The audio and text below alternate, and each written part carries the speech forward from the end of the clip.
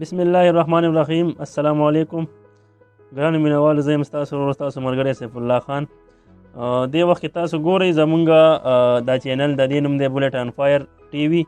که تاسو زمونږ دا چینل سبسکرایب کړی نه، دا زمونږ چینل سبسکرایب کړئ اور لایک هم کوئ او شیر هم کوئ او بیل آیکن پریس کړئ.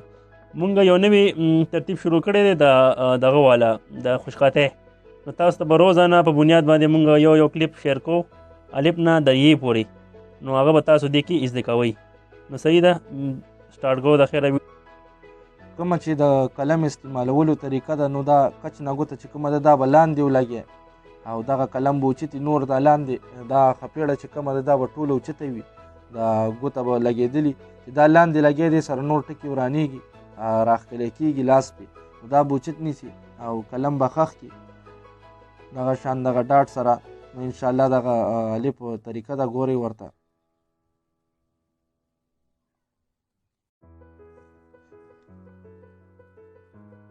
دا یو کت دی د قلم.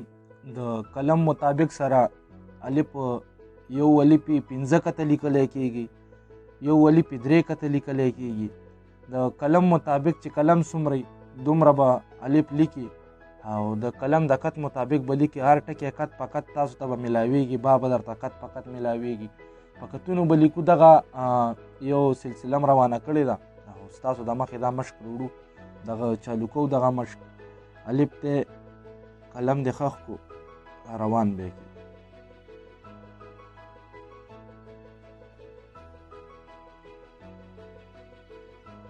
دا 3 کته هم لیکلی کېږي او 15 کته هم. دا 15 کته الف دی. ورې ستاسو د مخې به دا کتونه هم ورته ولګو. 1 2 3 4 5 5 دي.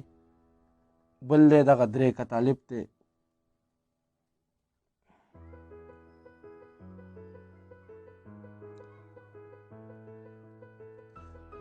یو 2 3 3 نیم 3 کته دا صحیح برابر الفی.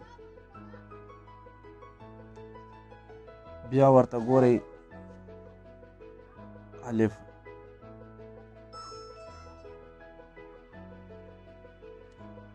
یو 2 3 4 نیم 15 کته. هر یو الف چې 4 نیم 15 کته یا 3 نیم کته الفی. دغه د الف ساده طریقه ده. بیا چې دا لاین کې لیکي 4 لاینه به ورته ولګي. د دې چې دا کم بره سر دی ټوټل الف داسې شکل ورکوي دی نه چې خنجر جوړیږي.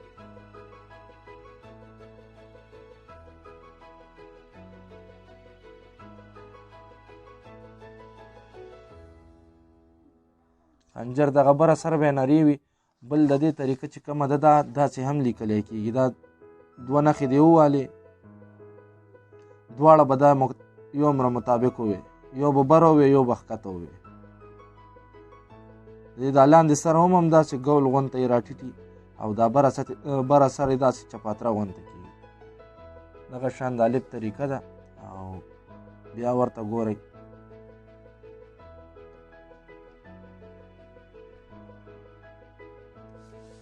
مکمل مشق چې کې بیا به دا ټول برابر یو ځای راولي.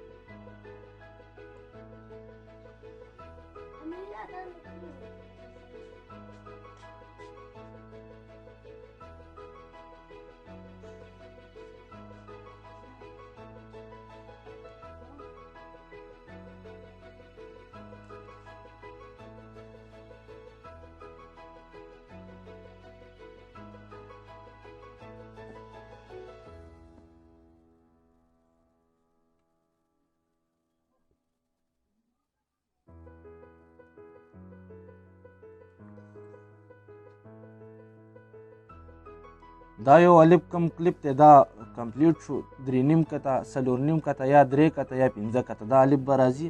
دغه شان موږ به تاسو ته روزانه یو کلیپ ښایو. سبا د با نمبر دی. انشاءالله زموږ دا چینل سبسکرایب کړئ، لایک یې کړئ، شیر یې کړئ چې تاسو ته نوې ویډیوګانې هم میلاویږي او نوې ټکي طریقې هم زده کړئ. نو خطاطۍ دپاره نو زموږ دا چینل لایک کړئ، سبسکرایب کړئ او تاسو ته به انشاءالله نوې ویډیوګانې میلاویږي. دغه ستاسو هومورک